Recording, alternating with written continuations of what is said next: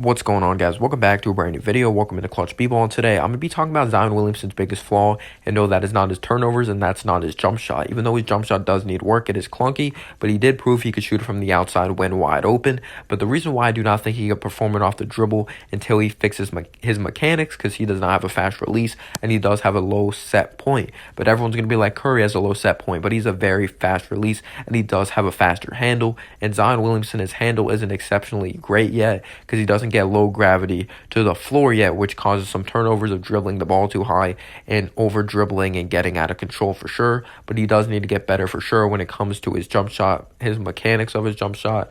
But no, he had a great rookie year. I'm not taking anything away from him. He broke Carmelo Anthony's record of the most consecutive games with 20 points, breaking Carmelo Anthony's 9, which is impressive. He's one of the most efficient rookies we've ever seen. Yes, he did have a small sample size, but if you tell me Zion Williamson was not impressive, you are crazy. But defense, in my opinion, is his biggest flaw, as he did have high expectations on defense coming out of Duke University, more than any prospect in years. He was billed as a Draymond type, Charles Barkley, who could definitely blow up opponents and put pressure on them, but he definitely had the capability of guarding all 5 positions coming out of Duke, but in this respect, he did fall short. Compared to his year at Duke, Williamson did not make crazy defensive plays nearly as often. He certainly wasn't some kind of roving menace as a help defender. He was fairly switchable, but he wasn't much of a rim protector and was mistake-prone off the ball. This question is how much of this was about conditioning and how much of it was adjusting to the pros. Young players are typically poor defenders. It's really rare when they're good defenders, like Frank Ntilikina, Kawhi Leonard.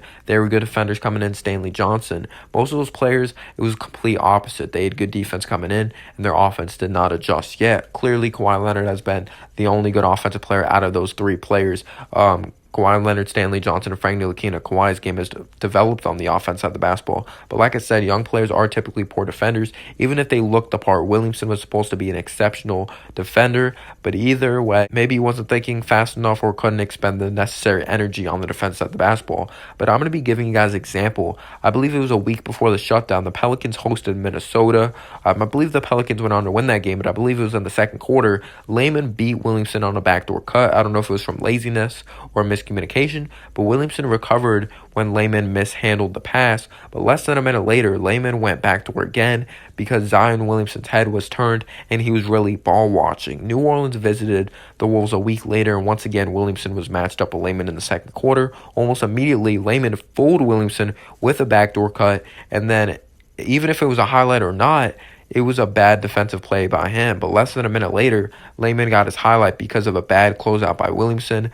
Poor Derek Favors on that play. But in the first game, McLaughlin came off the bench to score 13 points on 6 of 7 shooting, and the main knock was Zion Williamson. The reason he scored those points because of Zion Williamson, and he wasn't good on guarding those backdoor cuts, and he was ball watching too much, which a lot of young players do. I've seen Kevin Knox do that, being a Knicks fan, and even McLaughlin even had 6 assists in 20 minutes. He did not have much of damage by going at Williamson at first, but then McLaughlin attacked him off a switch, and then it was over, and then McLaughlin targeted him in the pick and rolls. The Pelicans' defensive numbers with Williamson on the court were good, but the credit for that should mostly go to Jrue Holiday and Lonzo Ball, and also Favors, as Lonzo Ball has been one of the greatest point guard defenders, especially on the ball. Same thing with Jrue Holiday, being a very versatile defender, especially when it comes at the point guard position, and Favors versatility on the defense side of the basketball, blocking shots, and not being the greatest at guarding outside on the perimeter, but knowing when not to bite on post moves. But if the season had continued and New Orleans had snuck into the playoffs,